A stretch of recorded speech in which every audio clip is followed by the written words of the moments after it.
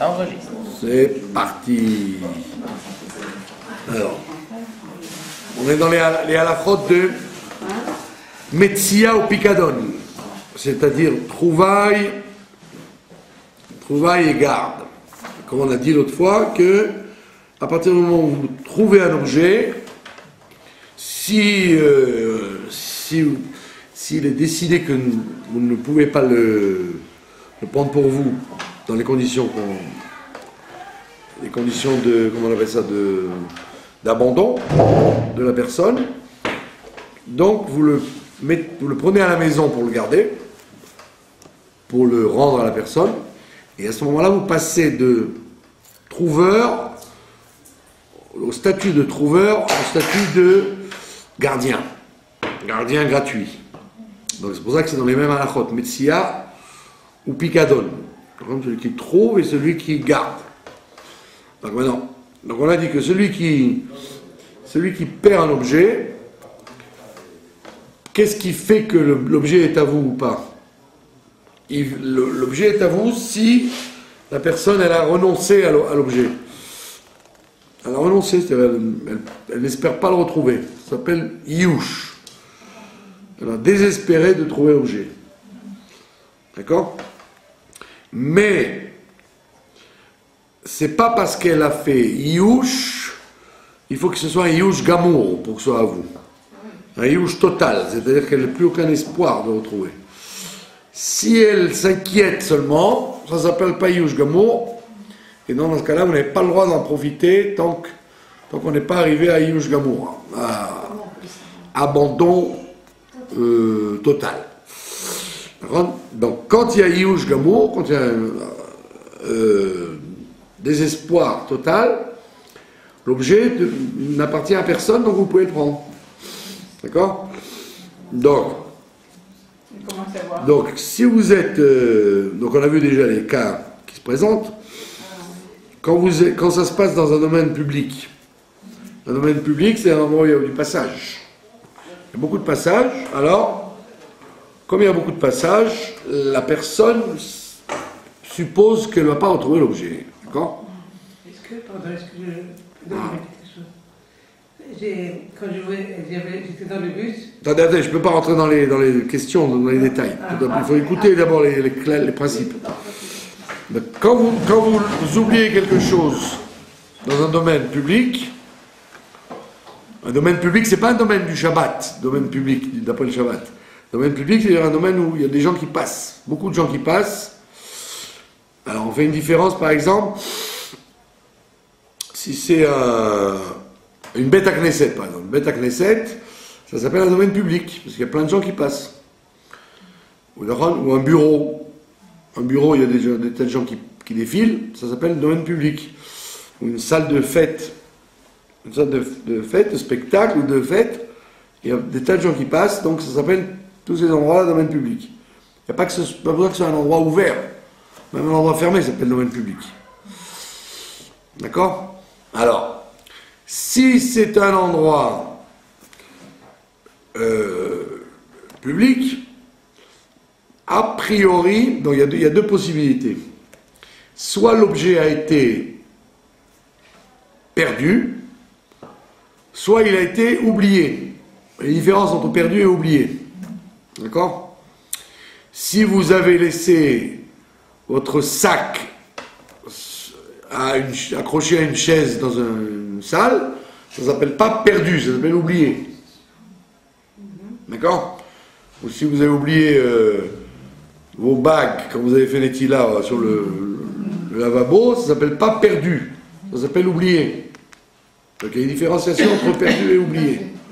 Quand c'est perdu, alors on estime qu'on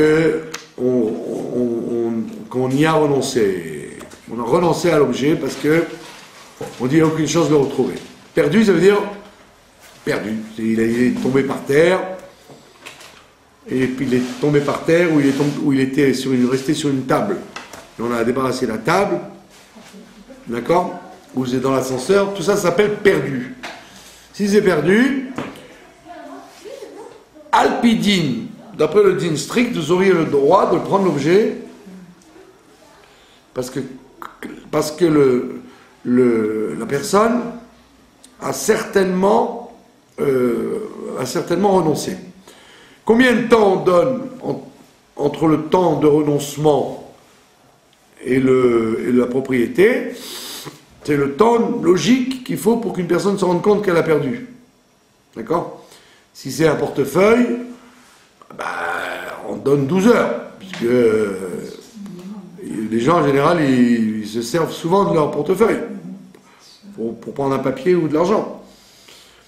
D'accord? Mais s'il s'agit d'un objet qu'on n'a pas l'habitude d'utiliser souvent, un objet qu'on n'utilise pas souvent, vous êtes obligé d'attendre le temps que la personne se rende compte qu'elle a perdu pour en profiter. Tant qu'elle ne s'est pas rendue compte qu'elle a perdu, vous n'avez pas le droit d'en profiter. Puisque c'est le renoncement qui fait que c'est à vous. Tant qu'il n'y a pas de renoncement, si vous prenez, ça s'appelle du vol. D'accord? Donc tout dépend des objets. Donc si c'est quelque chose qu'on a l'habitude d'utiliser souvent, comme un stylo ou une montre ou un porte-monnaie, donc là, évidemment, le temps est réduit, puisque quelqu'un qui a perdu sa montre, il va s'en rendre compte dans les quelques heures qui suivent, puisqu'il va regarder sûrement sa montre. Ou un stylo également, il risque d'écrire. Ou un porte-monnaie. Mais si c'est un objet qui n'utilise pas souvent, d'accord, qui n'utilise pas souvent, donc à ce moment-là, vous devez attendre plus de temps. Donc on fait la différence entre oublié et perdu. Donc si c'est perdu, théoriquement, d'après le din, vous aurez le droit de le prendre tout de suite. Si c'est perdu. Vous avez trouvé un bijou par terre dans une salle de fête ou une synagogue ou un bureau, puisqu'il a été perdu et pas oublié, Alpidine, vous auriez le droit de le prendre tout de suite pour vous. Puisque la personne sait, comme elle se rappelle bien qu'elle n'a pas déposé quelque part, elle se rend compte qu'elle l'a plus et qu'elle n'a pas déposé quelque part, donc ça s'appelle perdu. Et donc, Alpidine, vous avez le droit de prendre cet objet à vous tout de suite. Puisque la personne, elle a renoncé. Maintenant, si vous utilisez la Midat Chassidout, donc vous allez imaginer que peut-être que la personne va aller voir le patron de la salle ou le gabaï de la synagogue et qui va dire: si vous retrouvez cet objet, soyez gentil, faites-le moi savoir. Donc il est possible que la personne aille demander, et donc à ce moment-là, vous avez fait Midat Chassidout, vous auriez pu le garder, puisqu'elle avait renoncé, mais vous émettez le doute qu'elle n'a peut-être pas renoncé vraiment, parce qu'elle a été demandée au gardien ou au directeur, éventuellement, de récupérer l'objet.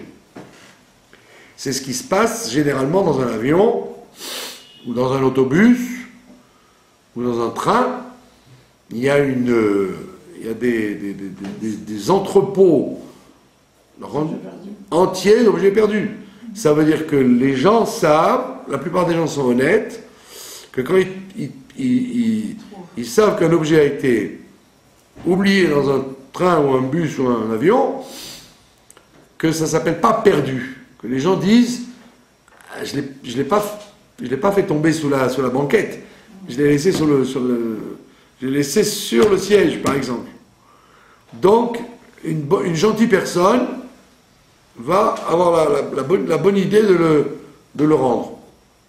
Donc, étant donné que moi je sais que la personne n'a pas vraiment renoncé, elle ne pense pas que c'est perdu, donc ça devient oublié à ce moment-là, et donc je suis Midat Chassidout, je dois le rendre, puisque il y a une forte éventualité que la personne va réclamer cet objet, et donc j'ai accompli la mitzvah de Hashavat Aveda, de rendre un objet.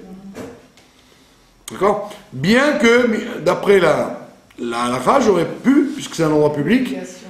j'aurais pu le garder, puisque j'aurais dit, la personne, elle ne l'a pas déposé dans un endroit surveillé, elle l'a oublié, donc elle va penser que c'est perdu, et je pourrais le garder. Mais en général, la plupart des gens ne font pas comme ça. Ils s'arrangent pour le rendre, puisqu'ils savent qu'il y a toujours une possibilité qu'on vienne réclamer cet objet. Donc c'est la différence entre oublié et perdu. Vous avez compris? Donc, et ça n'a aucune importance que ce soit un objet qui a un signe ou qui n'a pas de signe.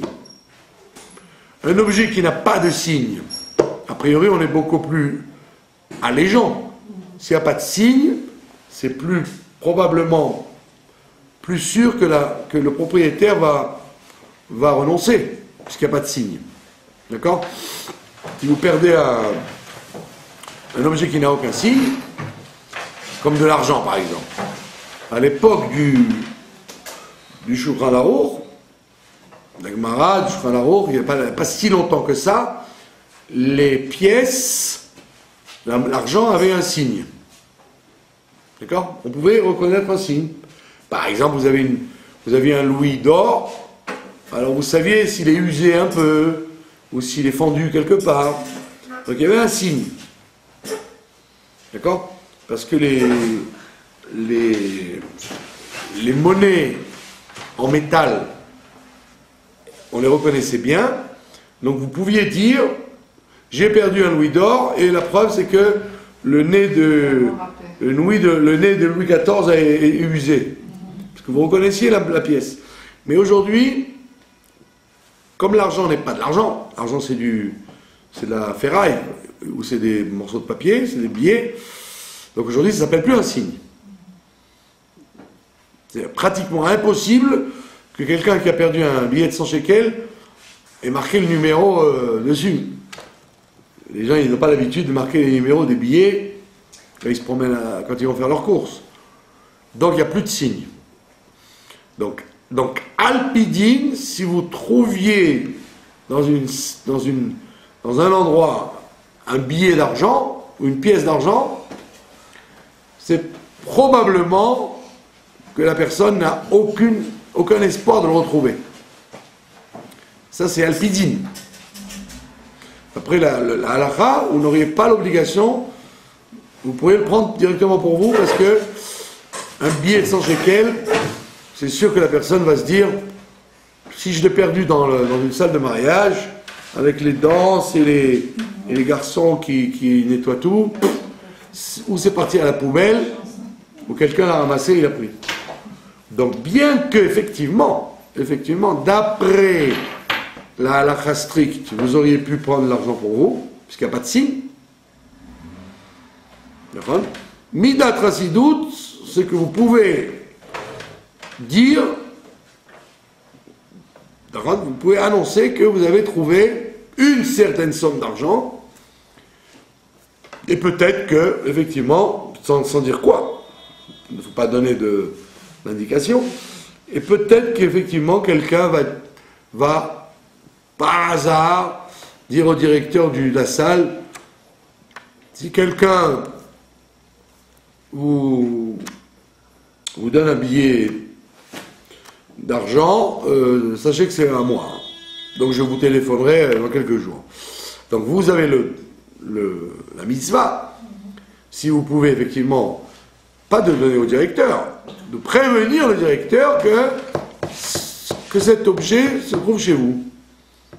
Et vous attendez. Ça c'est Alpi Chassidut, pas Alpi Din. Alpi Din, vous auriez le droit de le garder puisqu'il n'y a pas de signe. D'accord? Mais on fait la différence, donc c'est pour ça qu'on fait la différenciation entre perdu et oublié. Ou alors déposé. Des fois, il y a ce qu'on appelle déposé. Si vous oubliez un manteau, un manteau dans un endroit, vous ne l'avez pas perdu, vous l'avez déposé. Donc c'est évident que celui qui le trouve ne peut pas le prendre, puisqu'il a été déposé. Donc pour vous, ça s'appelle une obligation de dire que vous l'avez trouvé. Si vous avez trouvé un manteau dans la rue, d'accord? Dans la rue, vous trouvez un manteau. Comme ça, jeté. Alors vous pouvez le prendre, parce qu'il a été perdu. Mais si vous trouvez un manteau sur un banc, qui a été déposé et la personne est partie, ou un sac, et la personne est partie, ça ne s'appelle pas perdu, ça s'appelle déposé. C'est-à-dire que la personne l'avait mise là pour l'instant, ou dans un lieu public. Dans une synagogue, vous trouvez un objet déposé quelque part, ça ne s'appelle pas perdu. Ça s'appelle déposé. Donc si vous voyez une serviette accrochée ou un manteau accroché, etc., ne dites pas « Oh, un manteau accroché au mois du printemps, c'est quelqu'un l'a perdu. » Non, il a oublié. Il a oublié de le récupérer quand la pluie s'est arrêtée. Un parapluie, par exemple. Mais ça ne veut pas dire, puisqu'il l'a laissé, que ça s'appelle perdu. Donc quand c'est perdu, on a dit vous avez le droit de le prendre, sauf Midat Rassidout que vous pouvez prévenir. Mais quand c'est déposé, c'est jamais perdu, et donc il n'y a aucune raison que la personne y renonce. Et donc à ce moment-là, même quand les mois passent, ça n'est pas à vous. Parce que vous pouvez estimer que la personne va se réveiller et se dire, attends, mais au fait, mon manteau là, je l'avais déposé à la synagogue, et quand la pluie a arrêté, j'ai oublié de le récupérer.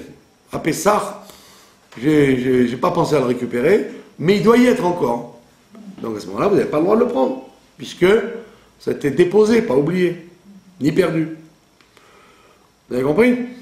Donc tous ces cas de figure, en règle générale, il faut être sûr, si vous êtes dans une définition de Midat Rassidout, et c'est toujours bien, puisque le Rosh Hashanah il dit qu'il faut faire comme ça, ou alors vous êtes Mitzad ad-Din,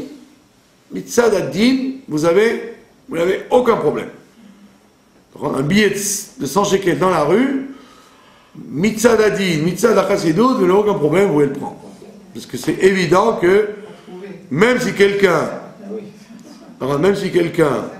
se rappelle qu'à cet endroit-là, il a sorti la main pour prendre de l'argent, il se dit lui-même qu'il n'y a aucune chance, avec le vent, avec les coups de pied que les gens donnent par terre, ou alors les gens qui ont de la chance, qui regardent par terre et qui trouvent le billet de 100 shekels, il n'y a aucune chance de le retrouver.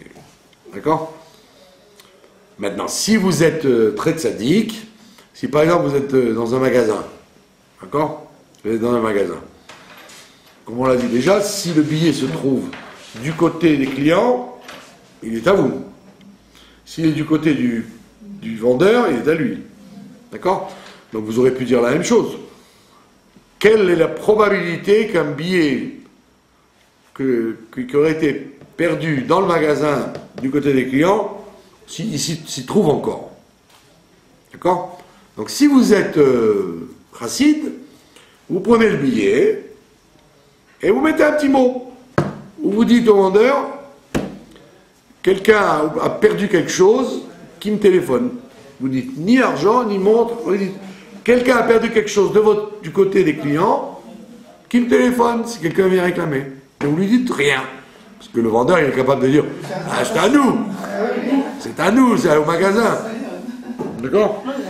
Donc vous dites, ça c'est Midat Rassidout, mais en réalité vous n'auriez pas été obligé. Parce que c'est du côté où tout le monde passe, et donc c'est sûr qu'il y a eu un coup de pied ou quelqu'un qui l'a ramassé. Donc vous attendez patiemment chez vous que le téléphone ne sonne pas. Et si le téléphone a quand même sonné, vous devez être très évasif pour ne pas que n'importe qui, puisqu'il y a une annonce, n'importe qui de malhonnête peut dire c'est moi. Donc vous donnez, d'accord? Donc c'est ce qu'on appelle Midat Rassidout, ça ne s'appelle pas Midat ad-Din. Donc la même chose dans un mariage. Si vous avez oublié des bagues sur le lavabo, ça ne s'appelle pas perdu, ça s'appelle oublié. Donc perdu, non oublié, la personne va se dire attends, où j'ai laissé mes bagues? Ça ne peut être qu'au lavabo. Donc la personne ne renonce pas. Elle dit c'est sur le lavabo. Donc c'est sûr que une bonne âme les a récupérés. Donc, bonne âme, lavabo, vous dites, vous devez rendre. Pourtant, si c'est par terre, ça n'est que Midat Chassidout de le rendre. Puisque par terre, a priori, personne ne pense qu'il va le récupérer. Donc il y a deux façons. Donc si vous êtes chassid, vous faites un effort de rendre, même si vous n'y croyez pas trop. Mais si c'est déposé, c'est pas un effort, c'est une mitzvah, vous êtes obligé. D'accord? Voilà. Quelle était votre question?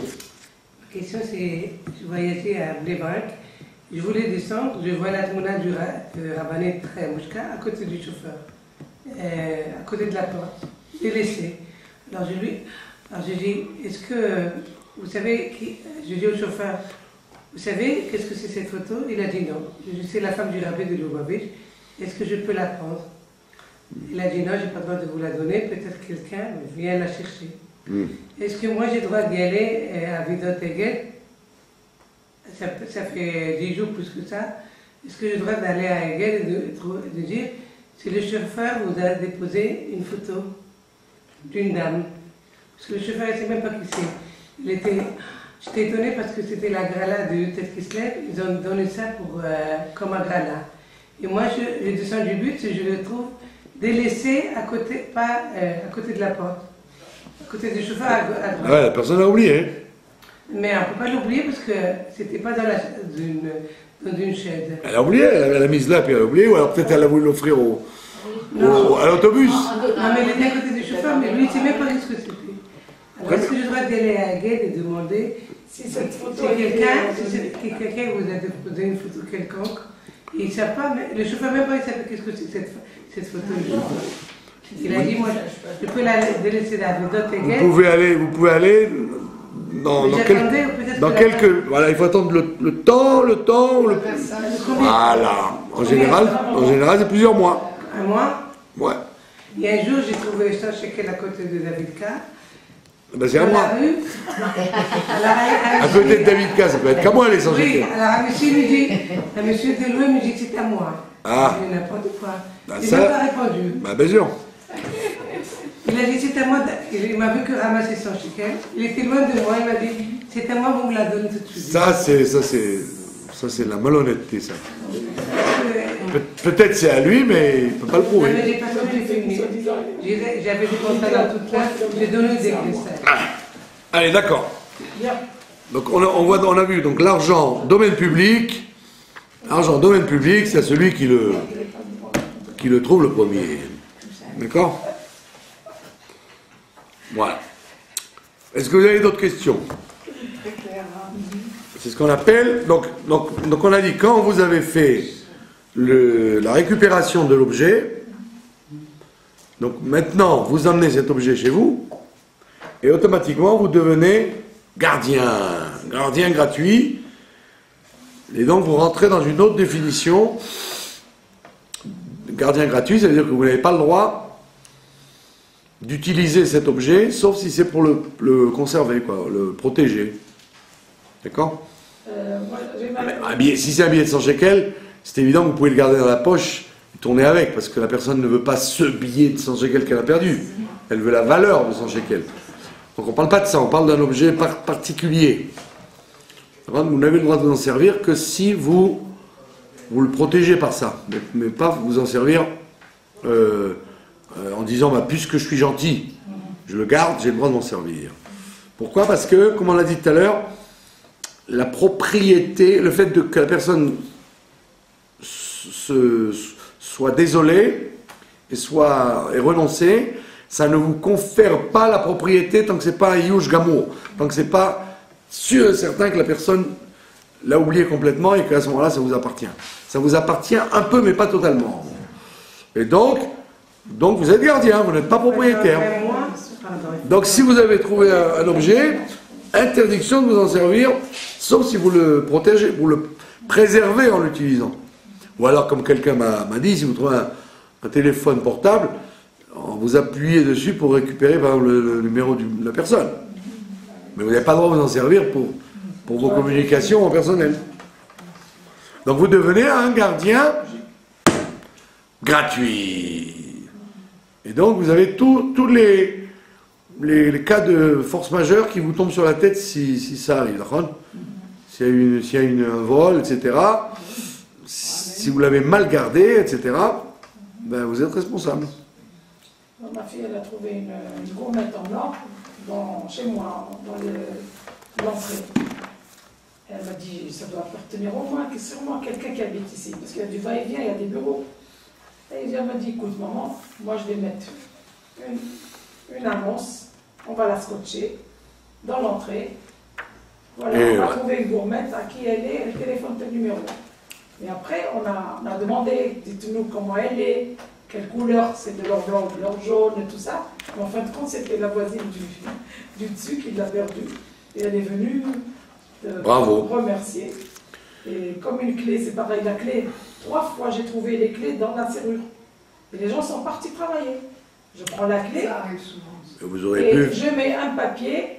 Que la clé, votre clé, elle est chez telle personne. Bravo. Ils sont Ça, c'est une grande mitzvah, parce que les voleurs auraient profité de la clé pour entrer.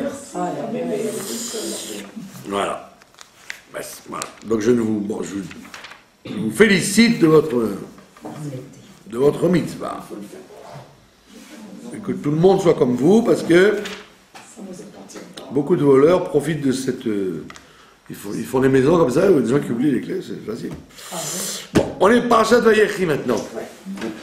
Après les trouvailles, cette semaine on va terminer le livre de Bereshit. D'accord? Et une petite nekuda qui est intéressante, c'est que si vous avez vérifié, et vous l'avez sûrement vérifié, tous les livres de la Torah, les 5 livres de la Torah, ils terminent toujours en beauté. D'accord? Le livre de Shemot, il dit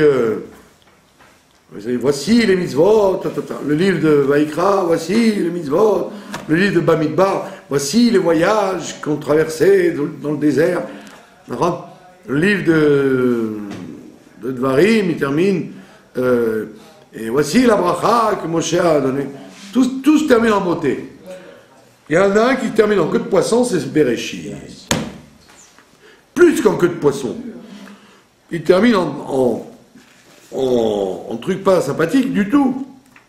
Il termine avec l'enterrement de Yosef. Et il a écrit, il dit, qu'est-ce qu'il a écrit? Yosef est mort à l'âge de 110 ans. Ils l'ont embaumé. D'accord? Et ils ont mis son cercueil en Égypte. Voilà, c'est un peu tristouné.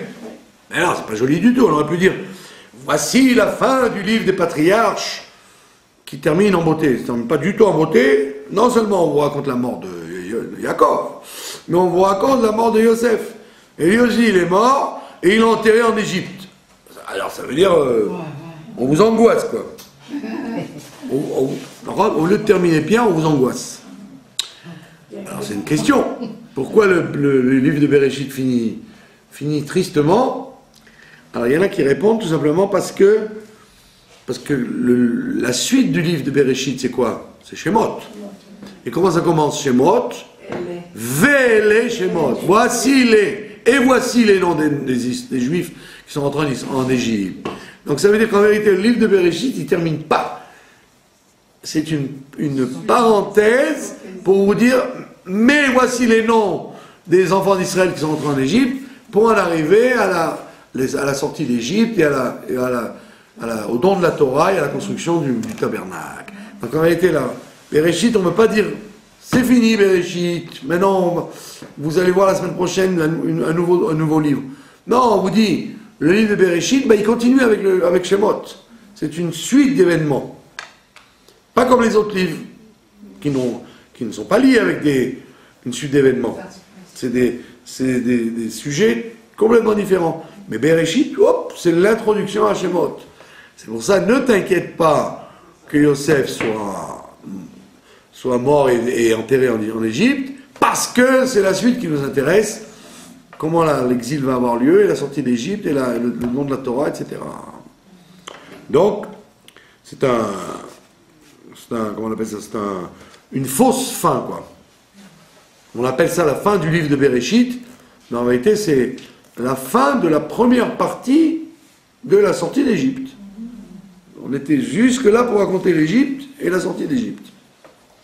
Bon, ça c'est une petite parenthèse, toute simple. Maintenant, dans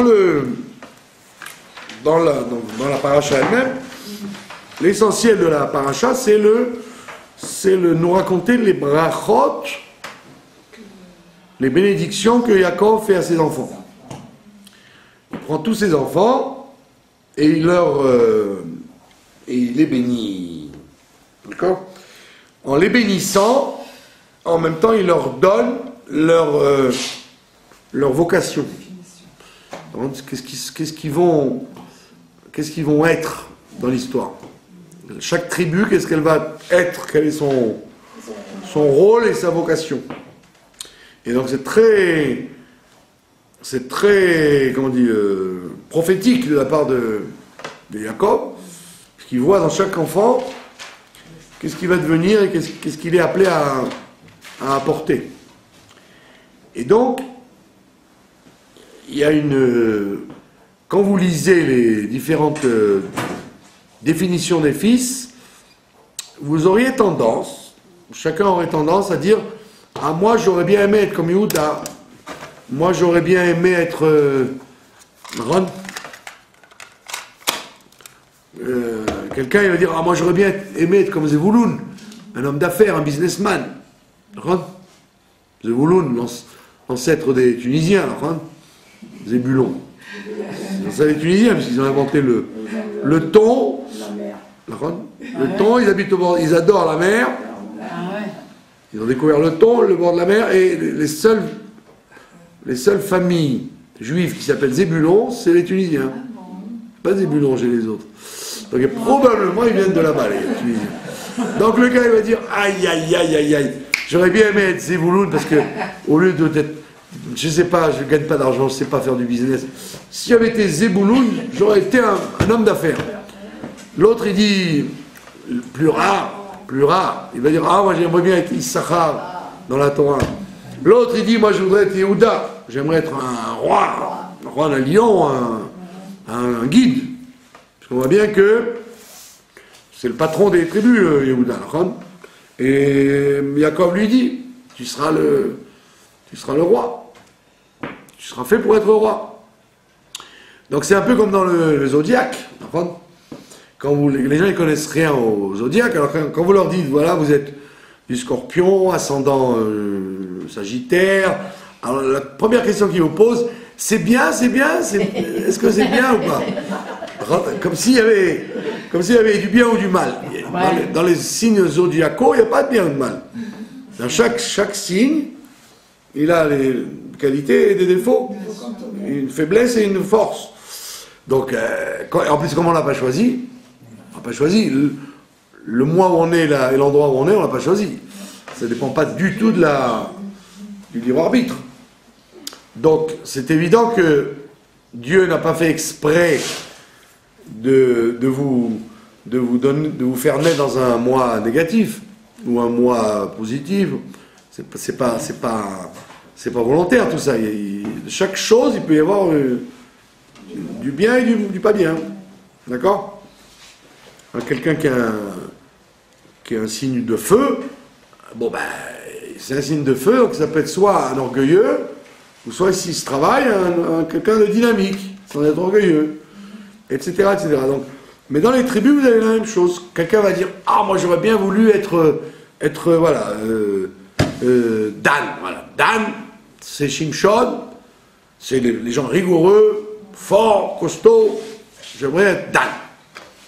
Par contre, les Thémanim, par exemple, apparemment, ils viendraient de Dan. C'est pour ça qu'ils sont très yékés, les Thémanim. Très yékés, oui, au niveau du temps, au niveau de l'argent, ils sont très comment dire, serrent la vis. Ils ont le sens de l'exactitude. Ils sont toujours la shrita, la kashrut, etc. Probablement ils descendent de Dan. Donc vous lui direz, moi je suis laissé aller, j'ai aucun sens de l'organisation, je suis brouillon. J'aurais aimé être de la tribu de Dan. Donc chacun, quand il va prendre chaque tribu, il va vouloir faire partie de cette tribu ou non. Par contre, chaque individu, comme dans le zodiaque, il va être mécontent de son sort, il aimerait mieux un autre sort. D'accord? On voit bien que, vous voyez Shimon par exemple, la tribu de Shimon, Yaakov Avinu, paf, il leur tombe dessus. Shimon et Lévi, il leur dit, vous êtes des frères de la violence. Les frères de la violence, la preuve, vous avez tué la ville de Shrem, et c'est vous qui avez voulu tuer Yosef. Donc, qu'est-ce que je vais faire de vous, les gens de Shimon? Eh bien, il dit, les gens de Shimon, je vais les casser, je vais en faire des scribes. Et comme chacun sait, c'est connu que les gens qui font de la soufroute, ils s'enrichissent jamais, quoi. Ils sont toujours pauvres. Ah bon? C'est pour ça qu'en règle générale, ils deviennent des grossistes en écriture. Ils vendent et ils achètent les siffrets Torah ou les tefilin. C'est rare qu'un sofer devienne riche. Donc il dit voilà, Shimon, j'aimerais pas être Shimon. Si un jour je dévoile que je suis de la tribu de Shimon, ça me fait un peu peur. En plus, Dieu les a dispersés pour pas qu'ils se regroupent pour être violents. Et il dit mais Lévi, par contre, non, lui on l'a rendu schnorrer, quoi. Il va chercher les Trumot et les Masrot. Donc c'est honorable. Il se présente. Je suis M. Cohen, je suis Lévi. Ah, oui, d'accord, voilà, je vous donne les mitzvot qui vous sont dus. C'est plus honorable. Donc chacun va regarder ces 12 tribus et va dire, mais si, quand le Mashiach va venir, il me dit, vous êtes vous de telle tribu, j'ai pas envie, j'aimerais mieux être Yehuda, le roi, Ephraïm, c'est-à-dire donner des fruits. Et donc, pour enlever ce problème-là, cette volonté de dire j'aimerais mieux être de cette tribu-là que d'une autre tribu, une fois qu'il a fini de bénir ses enfants, Yaakov il a écrit Kol Ele Shifté Israël, tout ça ce sont les tribus d'Israël, Shnemassar qui sont 12, Vezot Asher Diber Lahem Avihem, et c'est ce que leur père leur a dit, Vayevarech Otam, et il les a bénis, Ish Asher Kevir Kato Berach Otam. Chacun, d'après sa bénédiction, il les a bénis. D'accord? Alors on dit bien sûr que, on a compris que chacun, d'après sa bénédiction, il les a bénis. On le sait, on l'a vu. Qu'est-ce qu'il a besoin de dire ça maintenant? On dirait qu'il répète ce qu'on sait déjà. Alors on dit non, en vérité non. Il faut savoir lire, le verset. Il y a écrit Vezot asher diber lahem aviem vayevarech otam ish asher kevir kato. Ça veut dire il les a bénis chacun d'après sa bénédiction. Ça veut dire que tous, ils ont eu la bénédiction de chacun. Pas comme on l'aurait cru. Il les a bénis chacun d'après sa bénédiction, ça on le sait. Il dit non. Il les a bénis, chacun d'après sa bénédiction, il les a bénis aussi. Ça veut dire en vérité, c'est ce qu'on appelle en hébreu, itkalelut. Il y a une généralisation de la bénédiction. Ça veut dire qu'en fait, vous êtes d'une tribu particulière, chacun est obligatoirement d'une tribu particulière, mais en vérité, chacun bénéficie des brachot des 11 autres tribus dont il ne fait pas partie. Ça veut dire qu'en fait, chacun inclut l'autre.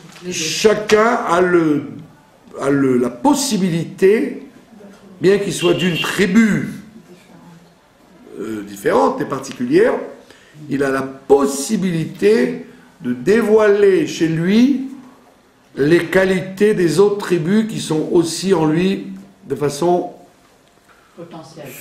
sous-jacente, ouais, et potentielle. Mais sous-jacente, c'est-à-dire que vous êtes officiellement, vous êtes de la tribu de Asher, mais en fait, vous avez aussi en vous toutes les autres qualités des autres tribus. Et donc, en tant que Asher, vous allez dévoiler, en étant Asher, en étant ce que vous êtes, vous allez dévoiler le potentiel et les caractéristiques des autres. C'est ce qu'on voit d'ailleurs dans l'astrologie. Dans l'astrologie, on vous dit la même chose. C'est pas parce que, au niveau des chiffres, la plupart des êtres humains, ils correspondent à des définitions astrologiques, qu'on le veuille ou non. Si vous êtes du bélier, du scorpion, du gémeaux, ben vous allez, en règle générale, quand on vous voit, on va dire, on voit bien que vous êtes un gémeau ou un scorpion. Parce que c'est votre théma, c'est votre nature. Mais rien ne vous oblige à vous confiner, à vous réserver à ce que votre teva vous a donné, que la nature vous a donné. Vous pouvez dépasser, en fonction de ce que vous voulez, évidemment. Ça veut dire que, moi j'ai connu des gens, par exemple, qui étaient des enfants gâtés. Donc qu'est-ce qu'ils faisaient? Ils étudiaient, ils s'amusaient, ils faisaient du sport, de la musique, etc. Et puis un jour, ils ont eu besoin de gagner de l'argent parce qu'ils étaient la roue à tourner, comme on dit. Et ils sont devenus des gens très forts en affaires. Donc vous auriez dit, ils ont donc transformé par la force de la vie, par la force des choses, ils ont transformé, ils ont dévoilé une capacité qu'ils avaient. Et s'il n'y avait pas eu le retour de situation de la vie, ils n'auraient jamais dévoilé leur caractère d'être des hommes d'affaires. Donc ça veut dire que, ou vous, par votre volonté, au lieu d'envier quelqu'un, par votre volonté, vous pouvez lui ressembler, ou alors, si ce n'est pas par la volonté, c'est par la force des choses. Et donc, en fait, cette paracha, elle vient nous montrer ce que les frères de Yosef, au début, n'ont pas accepté. C'était la pluralité. Ils n'ont pas accepté que leur frère soit le roi, qu'il soit secondaire, etc. Chacun n'a pas accepté l'autre. Ils se sont entretués, ils ont fait de la peine à leur père, parce qu'ils n'ont pas accepté qu'en fait, chacun peut être Yosef quand il doit être Yosef, chacun peut être Binyamin quand il peut être Binyamin. C'est l'homme échané, comme on dit, ça n'a pas d'importance. Quelles sont les cartes qu'on t'a données au départ de ta vie? Tout dépend de où tu veux être, sur quel biais tu veux vivre. Et c'est ce que dit le père à la fin. Leur père à la fin, il leur fait en réalité une remontrance en disant pourquoi vous êtes entre-déchirés. Les grands frères qui méprisaient les petits frères, rendent cela contre cela. Pourquoi tout ça? En vérité, si vous aviez réfléchi, cette bracha que je vous donne maintenant, elle était déjà préexistante. Vous auriez pu comprendre que même si tu es Issachar, tu peux être en même temps Zvouloun, Lévi, tout ce que tu veux derrière. Pas gênant. C'est pas gênant, c'est le principe de la Itkalelut, la généralisation que chaque détail est dans le tout et le tout est dans le détail. on voit un exemple particulier. Oui, mais chacun, ou là, peut-être, il voulait pas que chacun voulait pas qu'il soit dans son camp aussi. Qu'il fasse la même chose. Ben, c'est pas grave. Personne ne peut faire la même chose.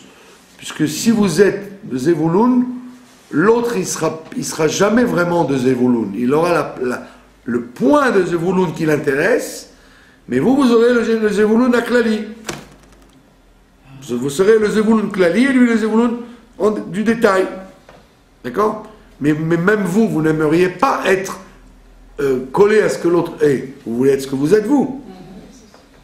Donc c'est pour ça qu'on dit que en hébreu, il ne faut pas confondre le mot ardout et achidout. Il y a ardout et achidout. Ardout, ça veut dire être différent, mais tous ensemble. Tout le monde est différent, mais ils sont tous ensemble. Ils sont meuchadim, ils sont unifiés. Unifiés. Mais chacun, comme il est, d'après ce qu'il est. Comme on voit avec la construction du Mishkan. Quand ils vont construire le Mishkan, à qui on confie la construction du Mishkan, du tabernacle? À Betzalel, qui descend de Yehuda, donc il y a un roi, la tribu des rois, et Achisamar, de la tribu de Dan, qui est le plus méprisable des tribus. Le fils de Bila. Il n'est même pas considéré comme il est considéré comme une tribu médiocre. D'accord? Et pourtant, on lui a demandé à lui, comme à Betzalel, ils se sont mis ensemble pour construire le Mishkan. Et Dan, il était à la fin du camp, c'est lui qui rassemblait les objets perdus, il faisait le travail de ramasser les objets trouvés. Donc vous auriez dit, mais qu'est-ce qu'ils ont à faire, Yehuda et Dan? Yehuda, c'est lui, avec son drapeau, qui dirige tout le camp. Les 12 tribus vont d'après lui. Et Dan, c'est lui qui ferme la marche. C'est le dernier. Et pourtant, voilà, on prend les deux et on leur dit, c'est à vous de faire le Mishkan. Ça veut dire qu'on a réussi. Donc, Yehuda, il est la tête et Dan serait les pieds ou les mains. Donc on a réussi à les mettre ensemble, parce qu'il ne peut pas y avoir l'un sans l'autre. C'est formidable d'avoir pensé au Mishkan, mais qui c'est qui l'a concrètement construit? Les gens de Dan.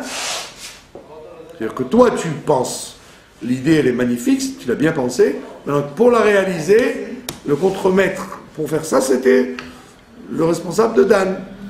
Donc on voit bien qu'il y a Ardout, il y a unification des forces, mais il n'y a pas achidout, il n'y a pas uniformité. Il ne faut pas confondre unifié et uniformisé. Unifié, ça veut dire les gens comme ils sont, je les prends, et je les mets et je les fais travailler ensemble. On les fait travailler ensemble dans ce qu'ils sont capables de faire. Alors que le système que les frères voulaient, c'était l'uniformité. Ils ont dit à Yosef, qui tu es toi pour être un chef? On est tous les mêmes. Pourquoi il y aurait un chef? Pourquoi il y en a un qui serait comment on appelle ça, la tête pensante, la couronne de tous? Et Jacob, il leur dit, mes petits enfants, vous avez raté le coche pendant 22 ans puisque vous êtes battus pour uniformiser. Il ne faut pas uniformiser. Il ne faut pas faire comme des gens, ils rentrent dans la choule. Alors ils me disent, donc on a tous les sidorim qu'on veut ici. Parce que comme on vit de dons. Alors celui qui veut, il amène ce genre de sidour. Celui-là, il dit, moi je vais offrir ça. L'autre, il va offrir... Donc, tout ce qu'ils veulent offrir, j'en ai la cacha. D'accord? Donc il y a tous les styles de sidorim qu'on veut. Alors il y a quelqu'un qui rentre, il y a des gens qui rentrent, et il me dit, je voudrais un sidour normal. Vous n'avez pas un sinon normal. D'accord? Vous avez compris? Normal, c'est-à-dire que comme lui il fait, c'est normal. En fait, c'est la norme. C'est la norme. Alors je dis, c'est quoi la norme chez vous? La norme de Byte Vegas, c'est pas forcément la norme de Meacharim ou de Miami. C'est-à-dire que les gens, ils imaginent qu'il faut uniformiser, mais comment? D'après eux. Pas d'après l'autre. Donc on te dit, uniformiser d'abord, ça n'existe pas. Parce que c'est impossible, puisque tous les gens sont différents. Donc, d'accord, donc s'ils sont différents, c'est qu'ils ont un point que personne n'a. C'est obligé. Sinon Dieu il aurait fait des clones. Il n'a pas fait des clones. C'est pas des doubles. Même un bon éleveur de bestiaux, il vous dira, il y a une différence entre ces deux vaches. Toi, le citadin, tu comprends rien, donc tu crois que c'est la même vache. Moi, je sais que celle-là n'est pas la même que celle-là. Celle-là, elle fait plus de lait. Celle-là, elle a un meilleur pied. Donc, lui qui connaît les bêtes, il sait que c'est impossible d'uniformiser. Mais vous qui n'y connaissez rien, vous vous dites, pour moi, toutes les vaches sont les mêmes.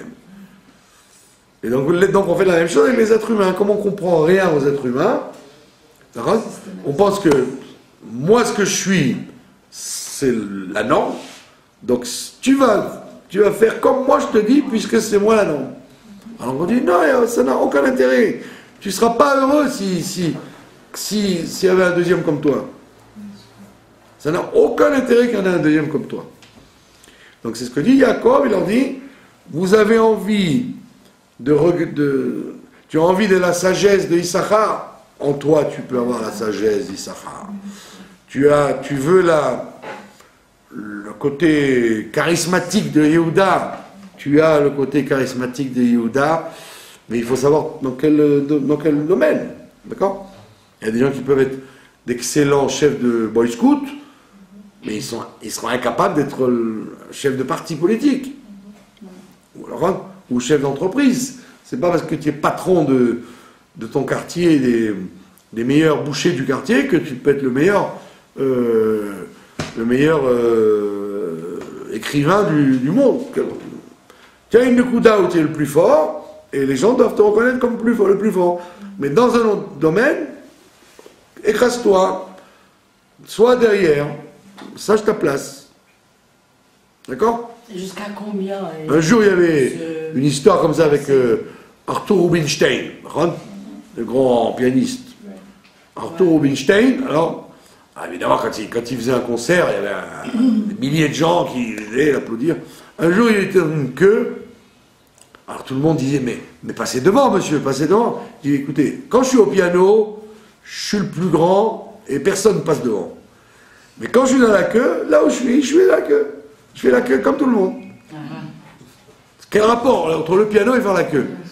Quand je suis au piano, je ne laisserai personne s'asseoir à ma place le soir du récital. Ce sera une catastrophe. Mais quand je fais la queue pour acheter une machine à laver, je suis à la queue, je ne suis pas mieux qu'un autre. Donc en vérité, Yaakov Avinu leur a dit, vous êtes extraordinaire. Chaque tribu elle est extraordinaire et irremplaçable. Ouais. Et sachez bien que ce que vous êtes vous pouvez être aussi ce que les autres sont à votre façon à vous. À votre façon à vous. C'est ce qu'on appelle une prina. Vous avez la dimension des autres tribus en vous. Donc il faut savoir quelle tribu on est, et donc exploiter cette capacité de tribu qu'on a en soi, et en même temps englober les autres caractères des autres tribus. D'accord? C'est toujours comme ça. Il y a des gens qui ne savent pas s'ils doivent étudier ou travailler. Il y a toujours des discussions là-dessus. Il faut étudier, il faut travailler, il faut être patron ou être employé. Tout ça, c'est le travail des tribus. Voilà. Donc, comme ça finit la bénédiction des fils. Et c'est comme ça que Jacob, en vérité, il leur fait une remontrance en leur disant « Ne vous inquiétez pas, tout le monde doit connaître sa place et les vaches seront bien gardées. » Voilà. Shabbat Shalom et merci de votre attention. D'accord.